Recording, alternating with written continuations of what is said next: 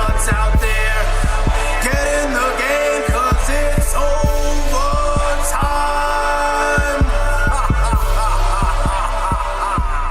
Welcome back to Overtime Fantasy, where we go beyond the whistle to win you a championship in fantasy football. Sorry, you guys really distracted me on that one. How you guys doing? I'm here with Tyler Jeffries, Dan Hudgens.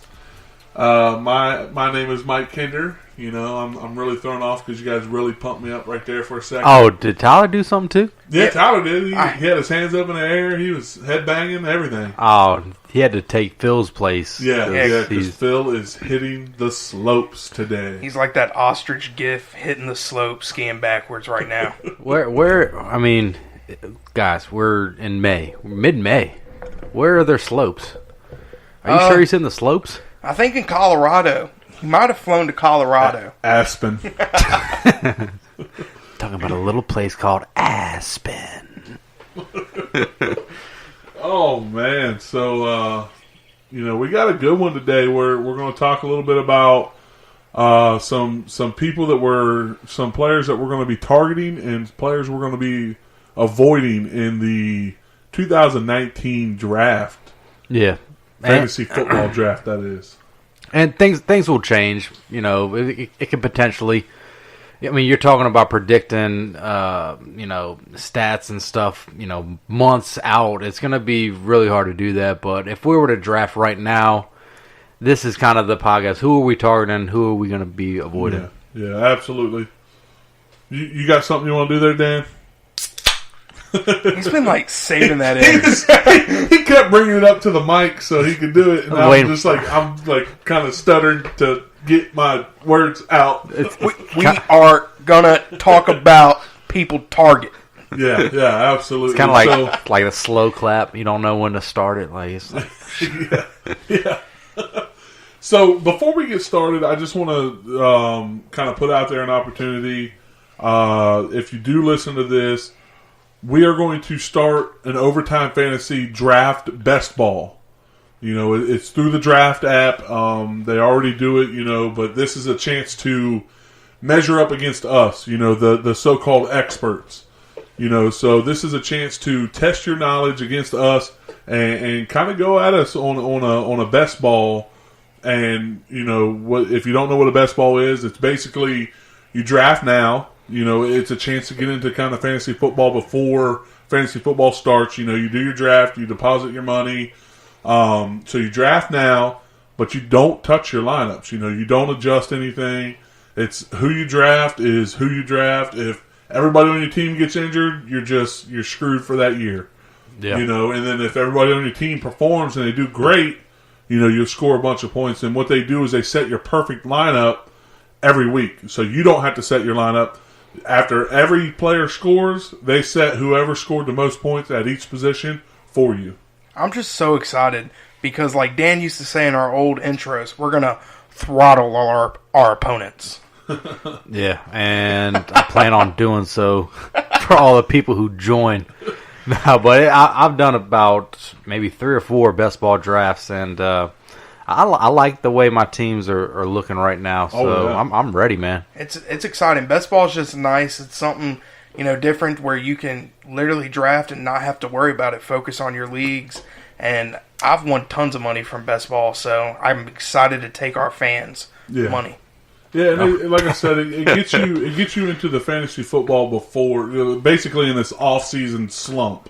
Yeah, And it gets you, testing your knowledge against us. We're gonna team up as a 4-person team, and we're gonna draft the best team that we could possibly draft, and see how that works out for us. And then the payout's gonna be the normal draft, payout. It'll be $10 a person to join, and draft, takes their little cut off the top like always, just like FanDuel and DraftKings.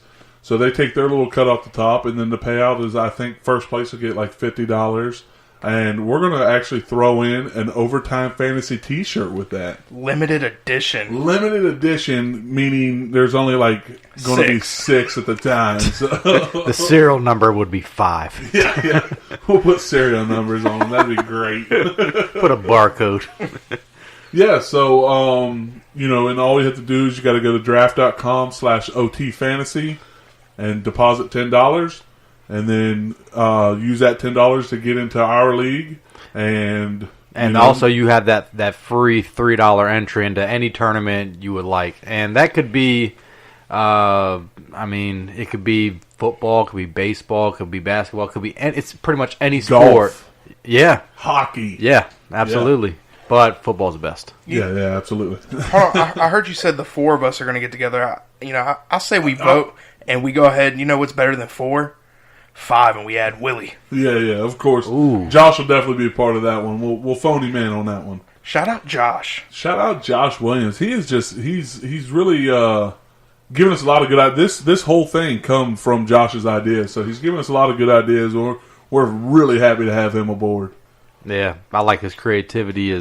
Yeah. I mean, what he's doing behind the scenes, it's awesome, man. We really appreciate Josh. Yeah. All right. Yeah. So yeah. Let's You were caught mid sip right there. So. Yeah. I was. I appreciate that, Tyler, filling in that little gap. All right. So, like I said, this is going to be a short and sweet podcast. We're going to talk about who we plan on. Like Dan said, it could change. Who knows what could happen? But these are people or things that we're going to target / avoid in the upcoming drafts.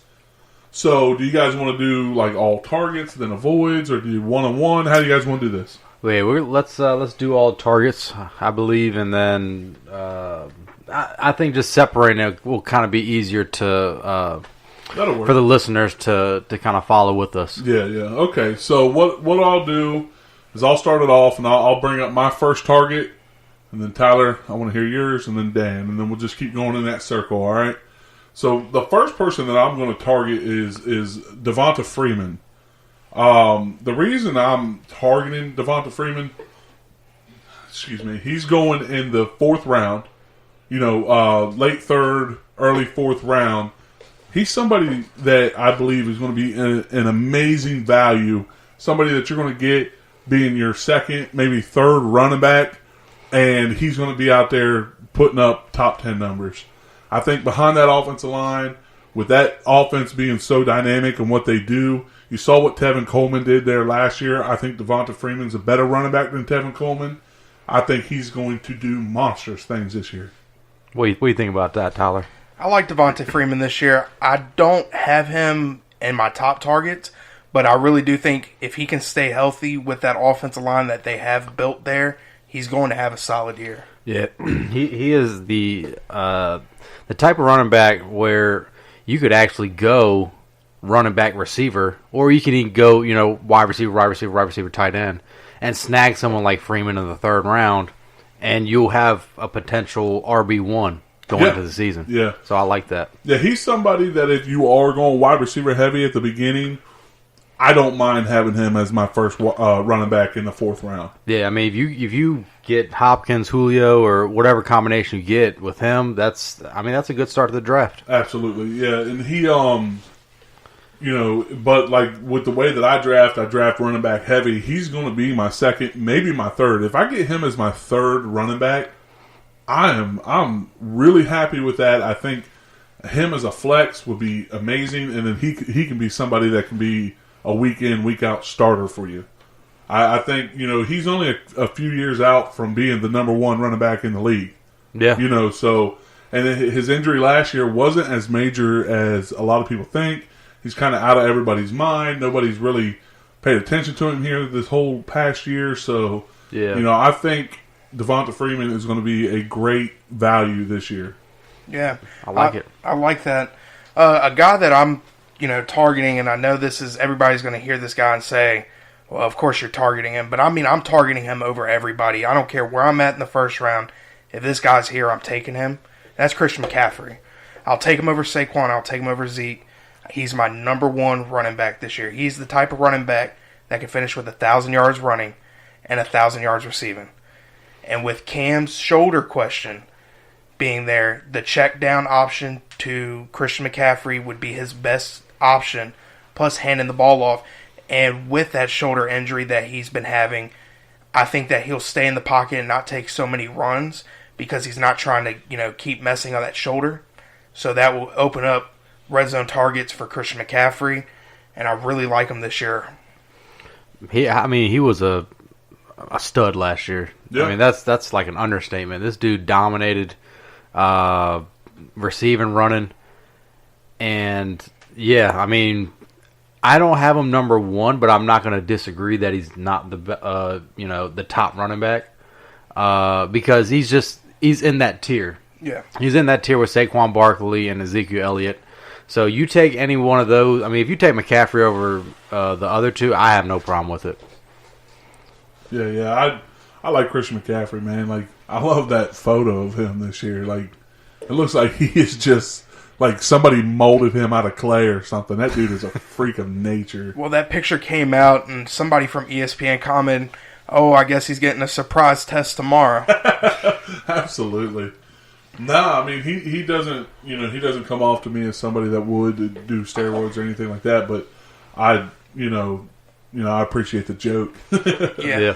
But yeah, Christian McCaffrey, like Dan said, I'm not going to argue with you. Like he could easily be the number one running back at the end of the year. Yep. He's not my number one. I like Zeke and Saquon over him, but he's right there. He's right there in the mix. He's in that tier. Yeah. So and basically what you're saying is no matter what, if you're first, second, third, fourth, fifth, you're targeting Christian McCaffrey. If he's there and he falls to you at number 5, you're happy. Yeah, he's oh gone. my God! If he's there at number 1, he's gone again. So he's your number 1 target. Like he's going to be your number 1 guy every time. Yeah, I like that. Yeah. Who are you targeting here, Dan? I've talked about this guy a lot, Damian Williams.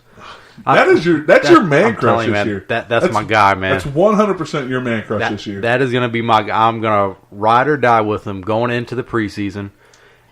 I'm going to see how the Chiefs use him this year. I'm going to see how they implement Carlos Hyde. I was kind of looking at Carlos Hyde's like career stats. Okay, how many years has he been in the league? He's been in the league probably 4 to 5 years. It's probably been a little bit longer than that, but So how many? Just take a guess. How many 100-yard rushing games has Carlos Hyde had in his career? Take a guess. 6. 4. Really? That's it. Wow. I thought I was low on 6. Yeah, So me personally, I don't think Carlos Hyde will threaten Damian Williams for the starting running back job. We've seen Damian Williams pretty much be that lead guy. With Tyreek Hill being gone, I think I've said it before, I don't think they're going to run the ball a lot more, but I think they'll implement Damian Williams a little bit more in the offense. So yeah, Carlos Hyde, for the record, he come out in the NFL draft in 2014. Okay. Yep. So he's going into his 6th year. So 14, 15, 16, 17. Yep, 6th year. And I don't think I like how you added that up. That was really good. And I had to use my fingers too. Yeah, so like I said, I don't see anything special in Carlos Hyde. He's a solid running back. When he was with the Browns last year, he wasn't setting the world on fire. They traded him for a reason. They had Nick Chubb. They obviously thought he was better. I mean, he is better. So we're just gonna see how it plays out. I mean, I'm doing mock drafts. He's going in like the 5th round, and I think he has top 10 upside. Yeah, I can see you. This is your man crush. I can see you going a bunch of wide receivers and taking him number 1. That's your number 1 running back. I will be glad to go wide receiver with if I can snag him. That was going to be my question is, if you go wide receiver, tight end, are you okay with having Damian Williams as your number 1 running back? So I was just thinking about it before the podcast. If I were to go wide receiver, I would be targeting guys like Devontae Freeman and Damian Williams. Yeah. Because really, you're not gonna. If you have a top 6 pick, I don't think you won't do the wide receiver. You got to take a running back. If you're in the back half of the draft, I mean, like I said, you're going to pair 2 stud receivers, and then you can get 2 kind of under the radar running backs with it. I like that. Yeah, if you were able to go the first 3 rounds without taking a running back and end up with your top 2 running backs being Devonta Freeman and Damian Williams, I would love my draft at that point. Because I don't necessarily love Devonta Freeman and Damian Williams, but like you know that your top three, either wide receivers or tight end, are going to be monstrous, man. And, Yeah. And then just to have two solid running backs that can finish in the top. I see Damian Williams in my projection. Damian Williams is finishing this year top 20. He can sneak into the top 15. I think Devonta Freeman is going to finish in the top 10.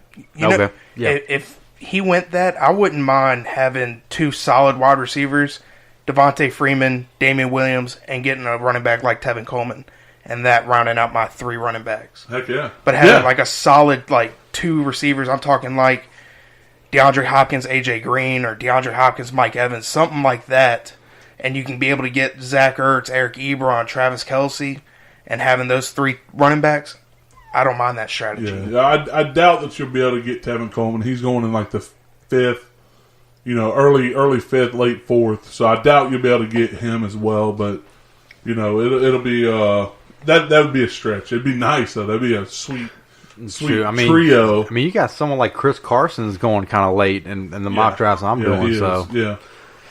All right, so my next target is going to be Jameis Winston. He's a quarterback that you can wait on.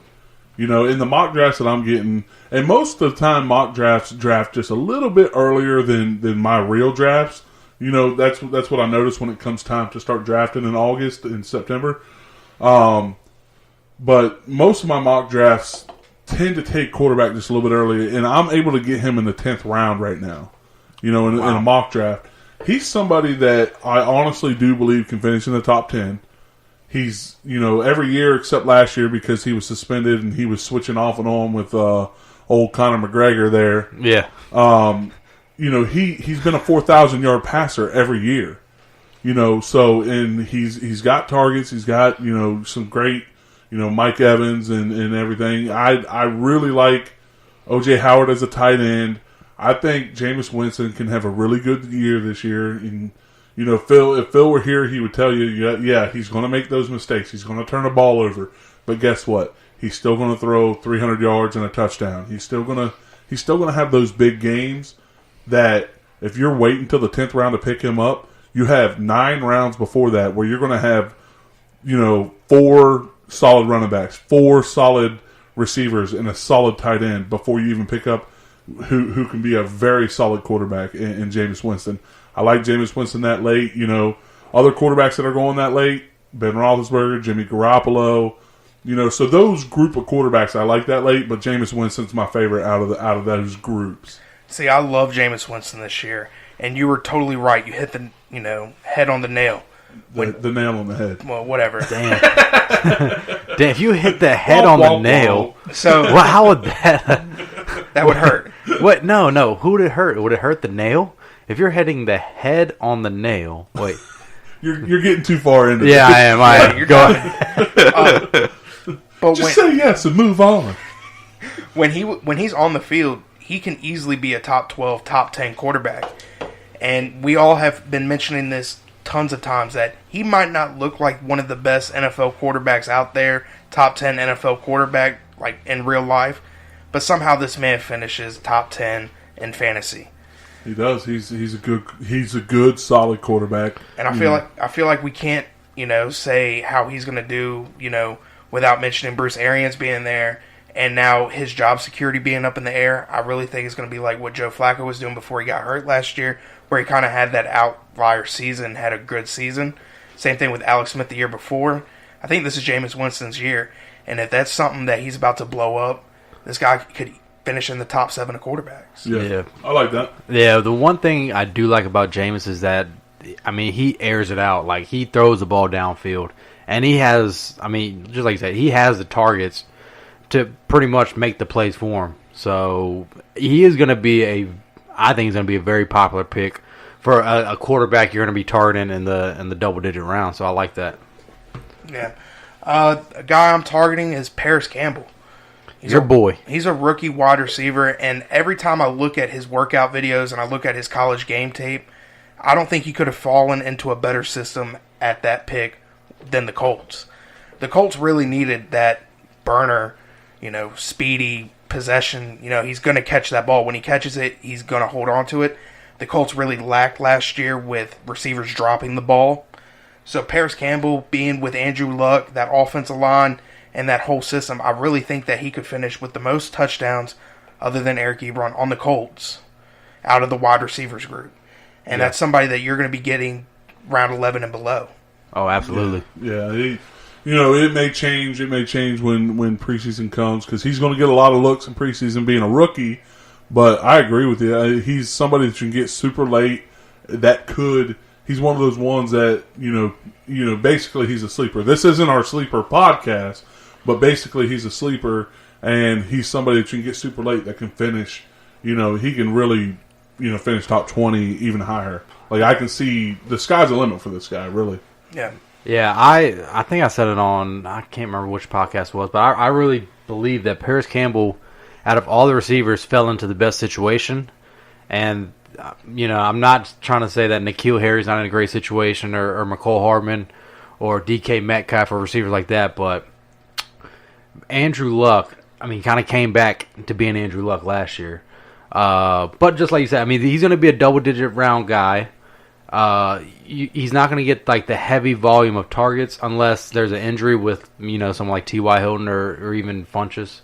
But yeah, I like him, man. I am definitely going to be targeting him because just like I said, I think he's in a great situation. To be honest with you, I would take Campbell over Funchess any day of the week. I don't like Funchess in our system. Yep. That was the only question when the Colts signed Funchess. I was like, I don't know if he fits their system entirely too well, but he is that big body receiver that's going to take a guy off of somebody. And I think the guy that's going to be wide open is going to be Campbell. I kind of like Campbell over Funchess too. Do you agree with that? What do you think, Mike? Yeah. I think Paris Campbell. Probably because I'm an Ohio State fan and that's where he come from. But and Funchess went to Michigan. Yeah. So that your opinion doesn't matter. All right. My next guy is David Montgomery. I have a feeling he's going to be rising up draft boards closer to the season. Right now, he's going like 7th, 8th round, and the Bears so they signed Mike Davis in the offseason, but then they pretty much traded up to get David Montgomery. And I feel like they could have addressed some other needs on their team, but they went after that running back. And this is going to be another guy. How is he going to be used in the preseason? Is he going to get the first team reps? Is he going to get goal line work? But I think he is a 3-down running back, and I feel like he can produce week 1. Yeah. What scares me is Tariq Cohen's there. And Tariq Cohen is a very good running back, and he fits well in that system with Trubisky. So, but that also makes, Tariq Cohen fall down my, rankings just a little bit because you don't just go up and trade up for a running back if you don't plan on utilizing him. You had Mike Davis, you had Taquan Mizzell, you had Tariq Cohen, now you have David Montgomery. They got rid of Jordan Howard. He's on the Eagles. So that's what scares me is you don't know who's going to be used which week, and it's kind of like a New England running back situation in Chicago right now to me. Now, I will say, so Jordan Howard, you mentioned Jordan Howard. Last year, did he really have a great fantasy season last year? No. And he finished inside the top 20. That's just, it's crazy that the Bears, they're not even known to put up kind of that, those offensive type of stats. And, just like off the top of your head, it's like, well, no, Jordan Howard really didn't do that well. But shoot, he almost had 1,000 yards and I believe 8-9 touchdowns. So yeah, it's just a real quiet season for him. Yeah, I don't think it was that he was quiet. They drafted him so high that and people drafted Tariq Cohen so low to where it kind of flip flopped, where the roles switched. That's probably why people were saying he didn't have that great of a year. Yeah, I still believe Cohen he's definitely part of the offense. Like, they're not phasing him out. But Tariq Cohen is not going to, get like the 200-plus carries and 100-target type of guy like McCaffrey. Yeah. He's going to be pretty much heavily involved in the passing game, and he's going to get those, maybe 6 to 8 carries a game. Yeah. Okay. Yeah, my next target is AJ Green. AJ Green is going in the third round. He's late third too, like almost in the fourth round for AJ Green. I mean, he was injured last year. He had the foot injury, and he sat out all year basically. But it's AJ Green, man. Like, this was, last year was the number one, a first round draft pick, second round draft pick. Yeah. He's going late third. You can almost get him in the fourth round. If he continues that route, I'll be targeting him in every league because I can go running back, and get my number one wide receiver as AJ Green. I love that, man. Like, and I honestly, to be completely honest, like, everybody's all down on the Bengals, and yes, the Bengals are depleted and everything, but you still got AJ Green, you got Tyler Boyd, you got John Ross there, you got Tyler Eifert, who is actually practicing in OTAs right now. I like Andy Dalton as a late round quarterback as well, but AJ Green is just one of the most talented receivers in the NFL. He is somebody that's going in the late third, like he's going like wide receiver 15 or later. Like, I don't know exactly what he's going, but he's going like later than wide receiver 15. Yeah. And he can be in the top 10 easily. Yeah, he proved it last year with that one game that he had 3 touchdowns and a half. Yeah. So. Yeah, and remember, they got a new head coach. Like, Marvin Lewis wasn't an offensive guru by any means. So they got, I believe it's the quarterback coach from the Rams, if I'm not mistaken. So they got an offensive mind in there. I agree, man. I like Adrian Green a lot. I think when we did the wide receiver rankings, he was inside my top 10. Yeah. He's going to be a guy that I'm targeting as well. So if we're in the same draft, you ain't going to get him. Another guy I'm targeting is Mecole Hardman. You touched on him. Tyreek Hill is still up in the air, and it doesn't look good for him.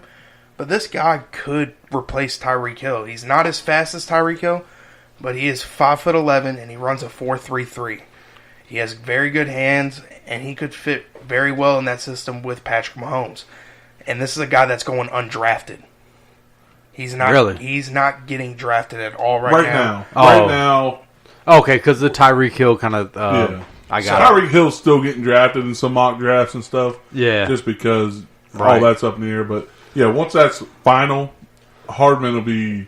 He would definitely he'll be a late drafted. round. He won't be, absolutely. Yeah, Yeah, but that's a guy that you should target. I mean, when you have Patrick Mahomes, who saw last year was one of the most talented quarterbacks in the NFL last year, you go ahead and you pick up a guy that could be a number 2 target there.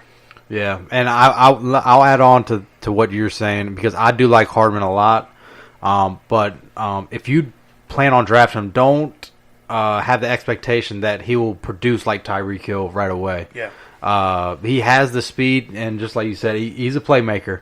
But I mean, remember Tyreek Hill's first year? It wasn't like he just went completely crazy his first year. I mean, he had a great year for a rookie. Yeah, because like the following year, like he was getting drafted in like the 3rd or 4th round, right? Yeah. Like, Yeah, but I mean, you're right, man. Late round, he is definitely a guy that you should be targeting. Yeah. Especially, 17th, 16th, 15th, or 14th round, I would pick him. I mean, you can't get that much value with certain other people than you could with him right now. Yeah. So, all right, I'll go. Oh, man, should I do another running back or should I do a receiver? The receiver. All right, I'm no, do another running back. We just talked about 2 receivers. Oh, okay, I'm targeting Jamal Williams. Every mock draft I've done, I am pretty much snagging him up in the double-digit rounds. The new head coach came out and said that they're looking to do a committee approach. So really, you're not going to draft him and start him right away. But if the opportunity presents itself for Jamal Williams to play and to play a lot, I mean, end of the year he was putting up like top 12 numbers. So if the opportunity is there for Jamal Williams, he is going to be a complete steal for fantasy. Yeah, absolutely. That Green Bay backfield is just so confusing because Aaron Jones could come out, have top 12 numbers, then he just dies down. Jamal Williams comes in, top 12 numbers. It's just so confusing. Yeah, I don't think he's like this great running back, but if you're a running back on a great offense, you really don't have to be great. The opportunity just has to be there for you. Yeah, with a late round pick, he's a guy that you could have and, not have to worry about it. Stash. Yeah. All right. So let's move on to the players that we're avoiding, right? And not necessarily players, but what we're avoiding when it comes to the draft. I'll go ahead and start this, and you're going to hear me talk about this a lot because this is something I truly stand by. I rarely, I've only done it one time that I can remember, and that is draft a quarterback in the first 4 rounds. I don't do that. I avoid all that. I'm trying to get my stud running backs. I'm trying to get my stud wide receivers, and because that's what you're going to be solid around. I don't care. Like, I got Aaron Rodgers ranked as my number 1 quarterback. If he's there in the 4th round, I'm passing on him. If he's there in the 5th round, I'm thinking about it at that point. And that's going to be a decision that I'm going to be battling with myself. Do I want to go another running back? Do I want to go another wide receiver? Or do I want to go Aaron Rodgers? And that's just something, like I said, I've only done it once that I can remember. I took Peyton Manning in the 1st round, and that just turned out, and it just bit me, and I had a terrible season that year. Because, don't get me wrong, Peyton Manning had a good year.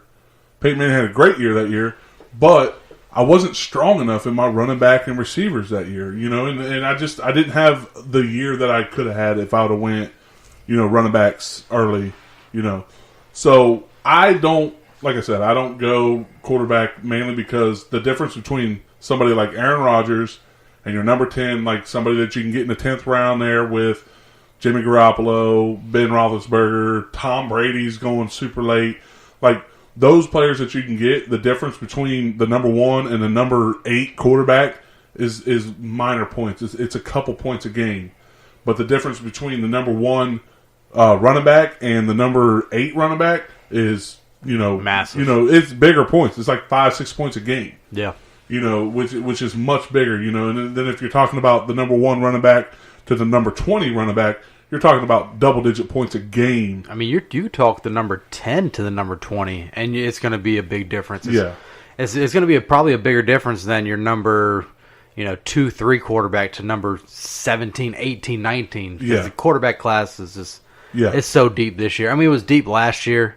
Yep. I think it's even deeper this year. So absolutely, I agree with that. Yeah. A guy I'm avoiding is Todd Gurley. I will not draft Todd Gurley this year. I will not touch him with a 10-foot pole. I don't care if he comes back to me in the 2nd round. Wow. I will not take Todd Gurley this year. There is too many questions with him to take him that early, where you could have somebody that's more solid, that you're going to get the production out of. I know injuries happen and you can't predict that, but when a guy's showing you last year that his knee was bothering him and he just totally stopped performing, and he's still having problems with it now, why take him with a 2nd round pick? Especially, he's going in the 1st round. Why take him with a 1st round pick? Now, a lot of people's going to argue with you on this one. Me being, I agree with what you're saying. I do. I have my fears about him.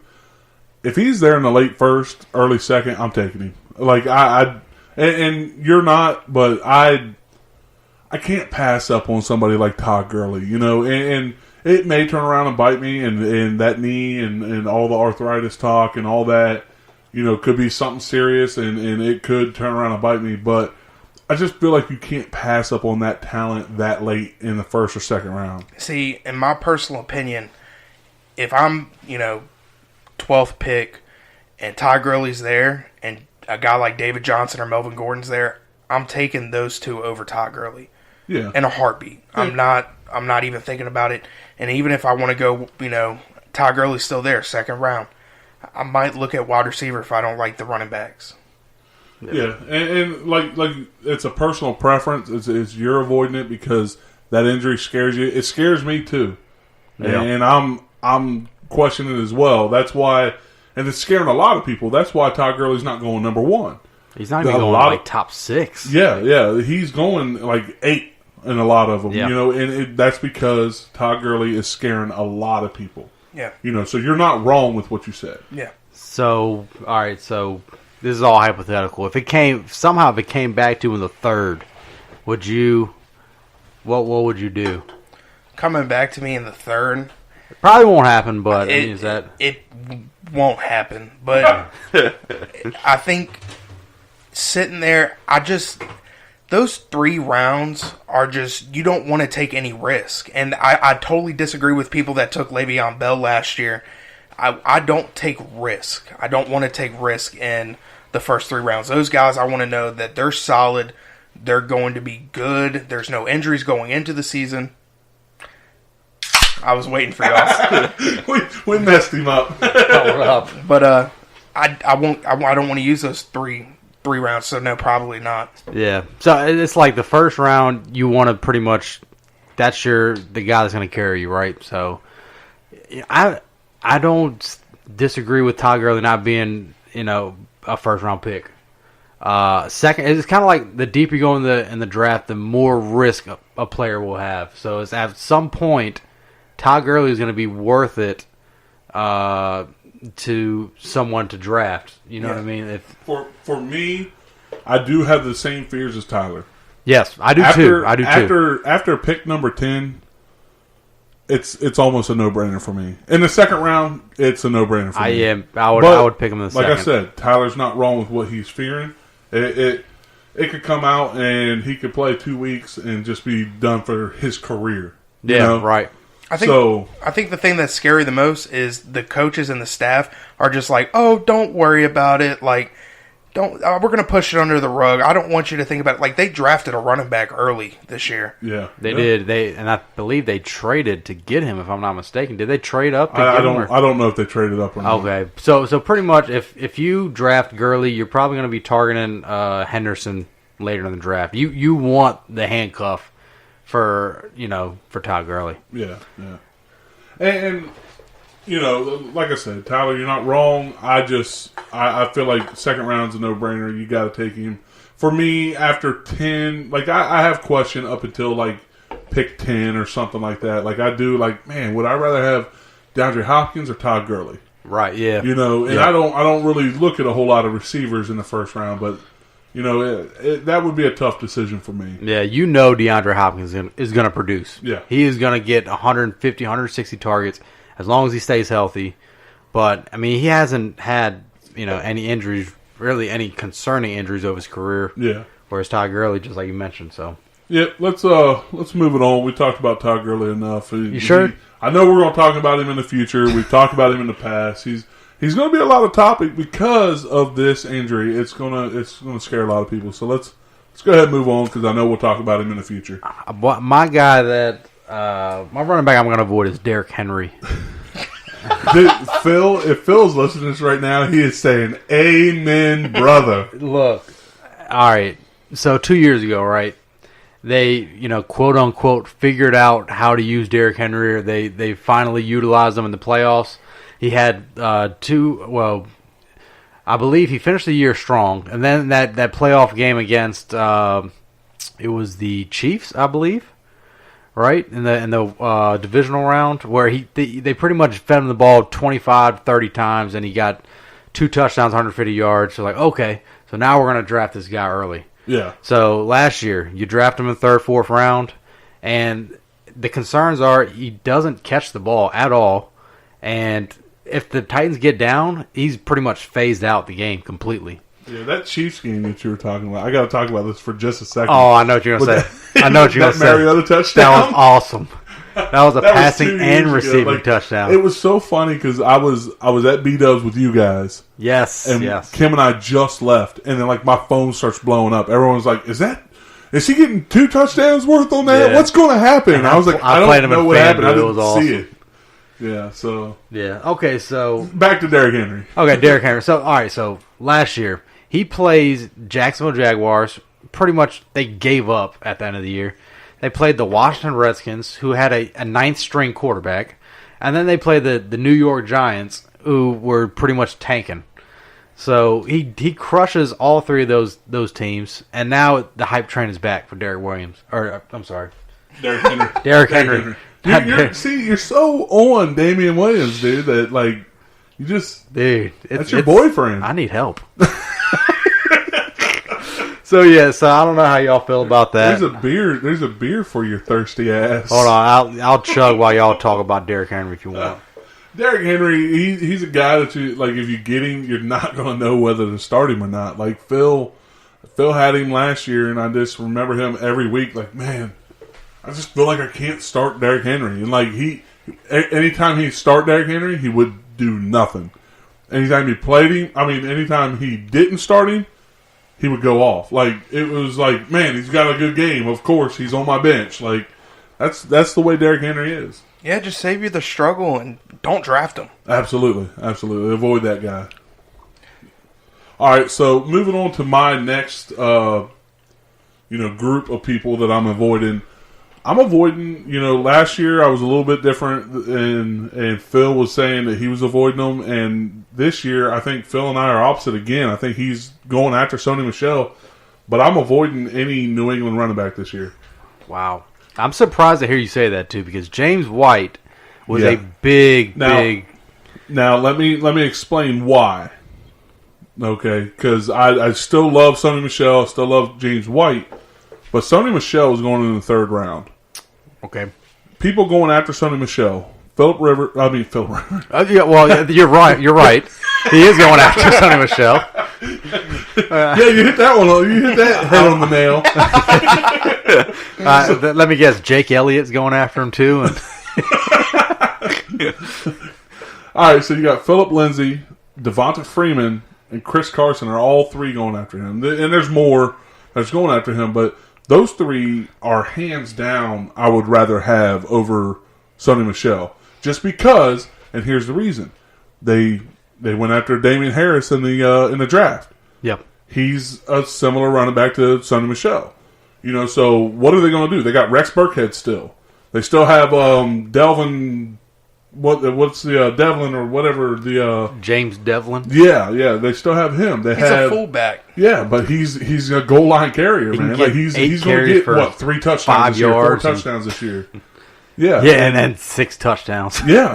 Like he's going to steal some touchdowns. You got James White, Sony Michel, Rex Burkhead, Damian Harris. You got so many people, and New England loves to do that. So you don't know who you're going to get.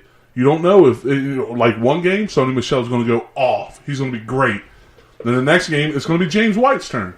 Yeah. And that's just what the Patriots do. Last year was nice because James White took advantage of Sony Michel's injury. Yeah. And Rex Burkhead's injury.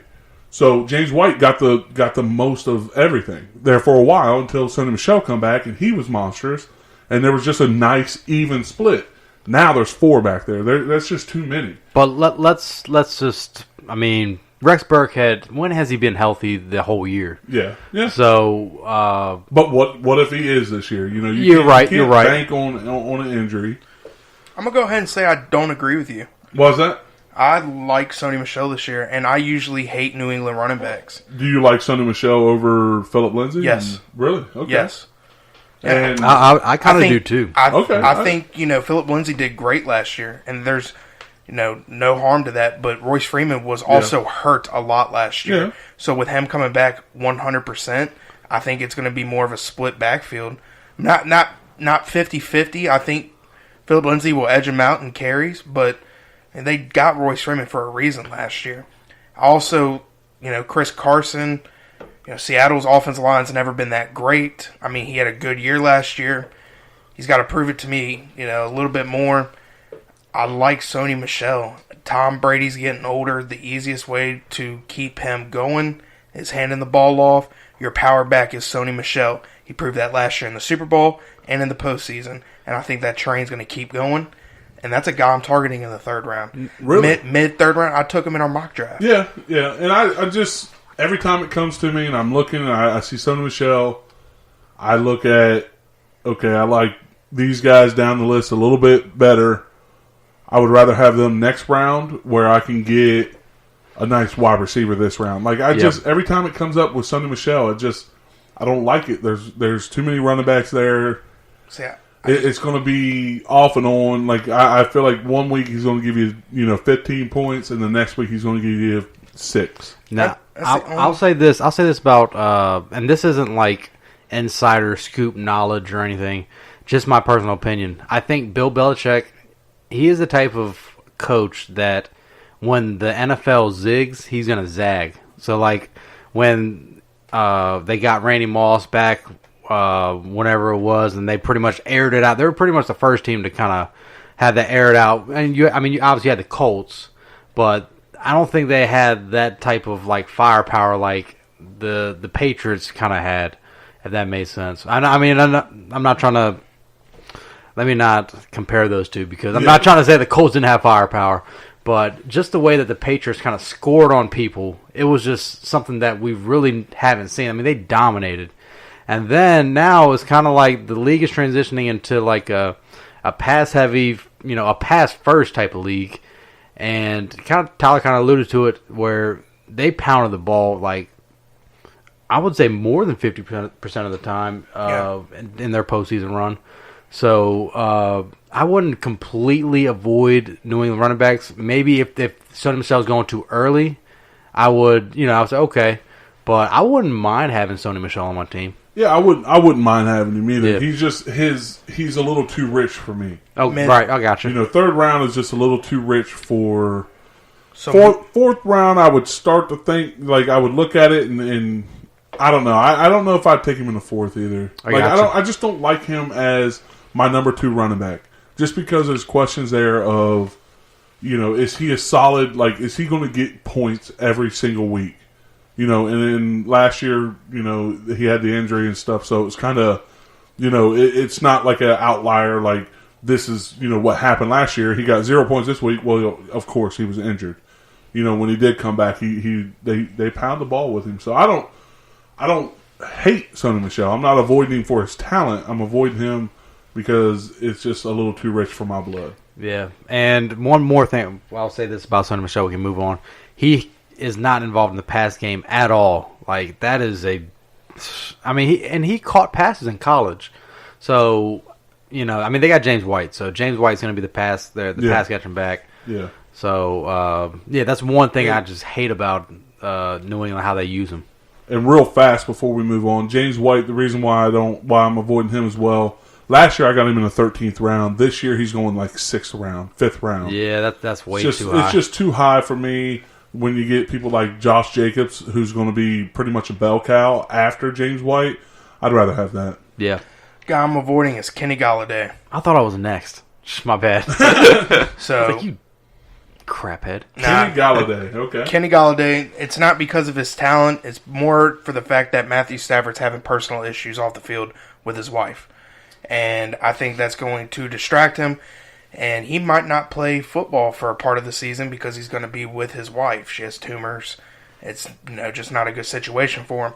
So if you're not going to be a receiver, you're not going to catch the ball if you ain't got a quarterback. Yeah. And they don't have a backup plan right now. So Kenny Galladay is a guy that's going in the 6th, 7th, 8th round. He's a guy he's probably going a little bit earlier than that. I've done some mocks. He's done about... Really? He's not that late? I'll look at my mock that I just did today, and I'll tell you. See, I thought he was going about... Like, the mocks I've done, he's about 4th or 5th. But, I could be wrong. So, but no, you're going really early for him. There's guys there that I like over him. So, I'm just going to stay away from him this year. The one I did today, he went in the 5th round. Okay. Yeah. Yeah, I don't... I understand what you're saying, but these guys, these athletes that, it's second nature. What they're doing is they're doing it day in, day out. They know their stuff. They have this switch that they can turn on, and I do understand, like, yes, his wife is going through a hard time, and he's going through that same hard time with her. He's going to be grieving just as much. But, like, look at what, like, Brett Favre did when his dad passed away. He come out that following weekend and just had a career game. Yeah, I remember that. Because these athletes, man, they can turn that stuff off when in the moment. They have the ability to do that. And I think Matt Stafford, I don't think he's going to miss any games. He might if things get serious. I do see that, like, if things get real serious, like, yeah, he might miss some games. But I think he'll be all right. I think he'll be fine. But I don't know. I think he'll be fine. That's all. Yeah, there's just too many questions there. Yeah. You're taking him, before the 6th round, 7th round.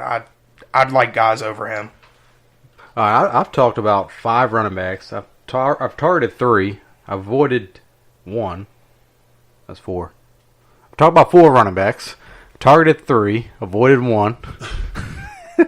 I'm a taller receiver, and you guys aren't going to like this. I'm avoiding Antonio Brown. Look, I just don't think he will end up on my team. It won't happen.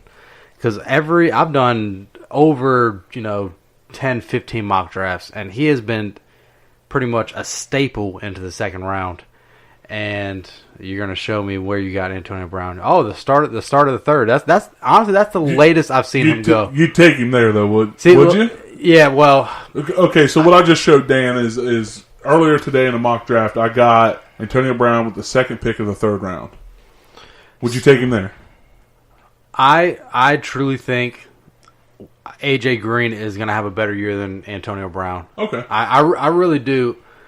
And I'm just worried about Derek Carr and his relationships with or his chemistry with the receivers. Like Amari Cooper, if he's still in Oakland, he's probably like the 30th receiver, drafted. Yeah. But he's in Dallas now, and he's in a borderline top 15. And it's not like Dak Prescott is, this great quarterback. It's just Derek Carr. And like I said on the previous podcast, there's been games that Derek Carr threw the ball once to him in the entire game. And I'm not going to say that Amari Cooper was, the best with all the targets he got because he had his problem with drops. But Antonio Brown is not going to see the targets like he saw in Pittsburgh. Like, he pretty much averaged close to 15 targets a game.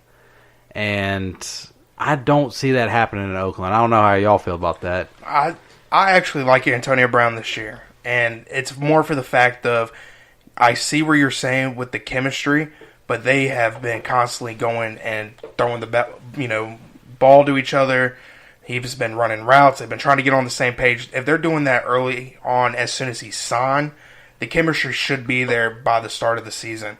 And you have Tyrell Williams there, but I still think that Antonio Brown's going to see 12 to 15 targets a game. I mean, he is an elite wide receiver. I mean, he's one of the best wide receivers in the game. He's going to get his. And Derek Carr, I think he's going to have a bounce back year after having a pitiful year last year. And I really think Antonio Brown's going to help him out. Yeah, I would have a hard time passing up on Antonio Brown in the second round, but I can see where you're coming from. I know what you're talking about there. Like, in the second round, I don't know. There's a lot of talent still on the board. And like you said, like I kind of like AJ Green better than Antonio Brown too. Like they're right there neck and neck. And if I can wait one more round and get AJ Green over Antonio Brown, I think I'd take that. Yeah, I really think his fantasy season is going to depend on how many targets he gets a game. Because yeah. He's still one of the best receivers in the game. Yeah, I definitely see your concern there because it's your first year in that system. John Gruden, we saw what he did last year with Amari Cooper. Yeah. I see the concerns why you would want to stay away from him in the second round, third round, especially when there's other guys like Adam Thielen, Stephon Diggs that you could grab. Yeah. Antonio Brown, I wouldn't say I'd be avoiding him, but I do see where you're coming from, where there are some other people I would take over him. Yeah. Now, look, if the price is right, I will take him. Yeah. But like I said, I've done over 15 mock drafts. I haven't seen him drop into the third. Yeah. And just like you said, like if he gets into the third, it's like, all right, then let's see who's out there, and it's probably a good chance I will take him. But I don't see him going into the third come fantasy season. I actually don't see him getting out of the mid-second. Yeah, right, I don't either. I think you guys are right on that. The last thing that I'm avoiding in this year's draft, like it's a year in year out thing for me. I don't draft a defense or kicker in the first 14 rounds. That's what the 15th and 16th round are for. That's for a defense and a kicker. I'll stream a defense week in and week out. Like I use this as a staple like every year because I actually did the research and I checked the points every week. Like 3-4 years ago when the Seattle had the best defense, people were drafting them in like the 8th, 9th round. Like it was bizarre to me. Like it is so crazy that people were reaching that far to draft a defense when I drafted my defense in the 15th round. And then I played the matchup every week. You know, it's something you got to pay attention to. You got to focus on it. But at the end of the year, if I would have played Seattle's defense every week instead of playing my defense that I played every week, I would have had less points. You know, my defense that I played that year scored more points than Seattle, even though Seattle had the most points scored. Yeah. But I had more points scored because I played the matchup. I didn't play the same defense every week. Yeah. You know, and I scored, I think my defense scored like 45, 50 more points than Seattle's defense. It's just because I played that matchup. So let me ask you a question real quick. If you have all the key pieces you want and you've drafted running back, wide receiver, and you have, let's say, 4 running backs, 4 receivers, a tight end, and a quarterback already, you're sitting in the 11th or 12th round, are you going to be, and the Bears are there, which they won't be because there are guys, like you said, take defenses in the 9th round, 10th round.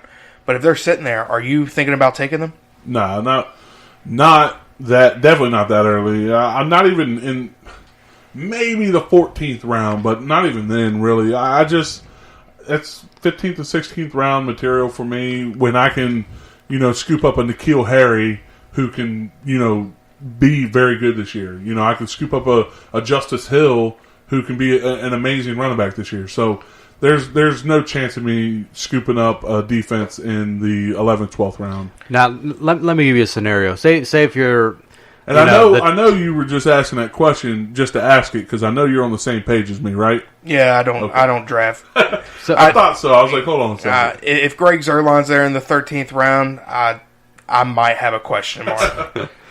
Okay, so let me give a scenario. So if you're the 10, 11, or 12 spot, where pretty much the 14 is going to start at the 12 and go to 1, would you consider taking a defense then?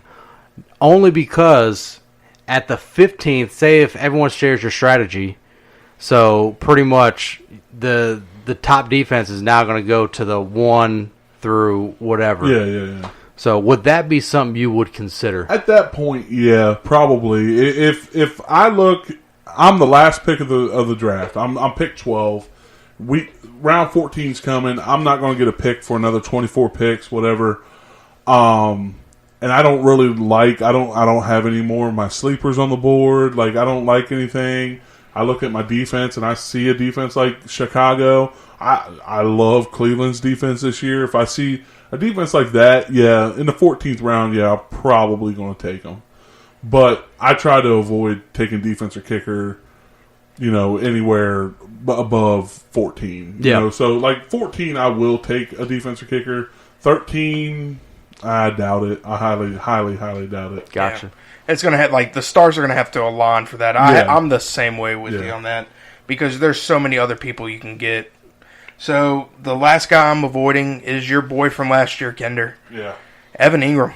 I'm not going to have anybody on my team that's a Giants player other than Saquon Barkley, maybe. And I'm not going to even have him because I'm going to take Christian McCaffrey over him. So, well, let me remind you, Evan Ingram was so bad last year because of injury.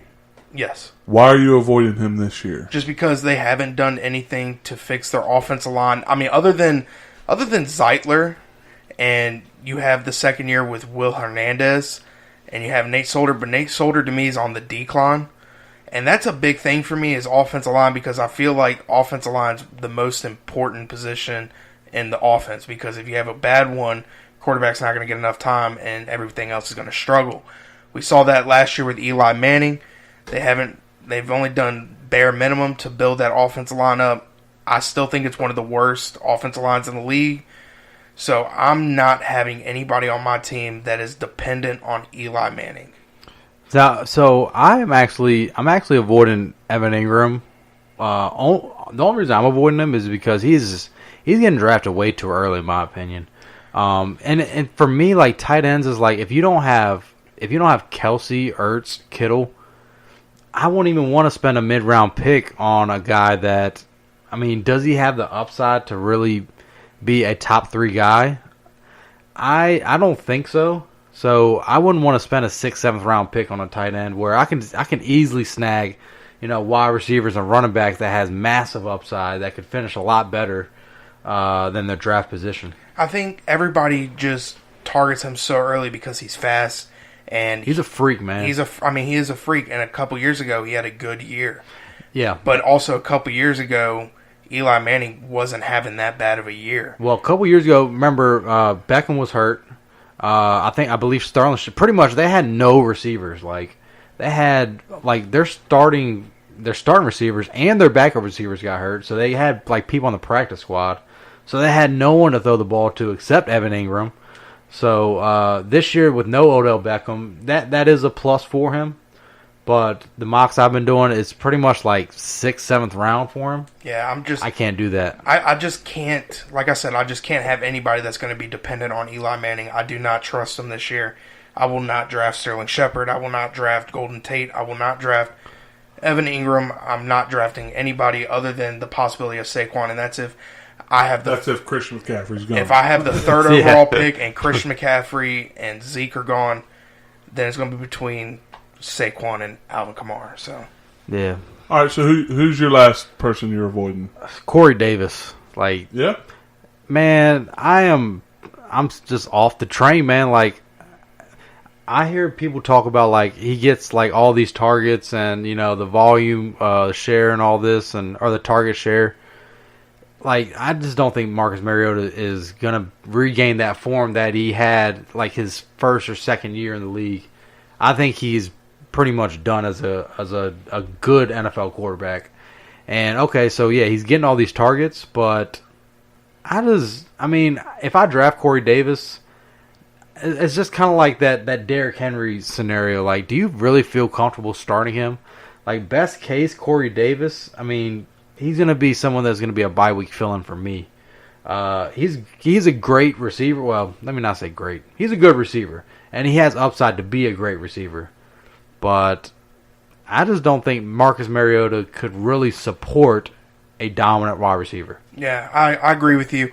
Me and Kendra were talking before the podcast started, and I said, is it bad that my void is the entire Tennessee Titans team? That is not a crazy statement. I don't hate the Tennessee Titans. They've really added on the offensive line. Like, they had a decent offensive line up until this year, and they've added even more to it. I like kind of what they're doing in the offseason. They have, Corey Davis. They added Adam Humphries and A.J. Brown. Like, I really like what they're doing. I just don't like Marcus Mariota. I don't think he's a quarterback that can lead that team. Yeah. So that's why I don't like Corey Davis. And I also don't like Corey Davis because kind of like Adam Humphries and A.J. Brown a little bit more than him. Right, and the thing is, like, all right, so if their game plan is to run the ball with Derrick Henry, if they're going to run the ball more than 50% of the time, then the opportunity is not really going to be there. But if they fall behind, then they'll start throwing. But like I said, I just don't think Marcus Mariota is.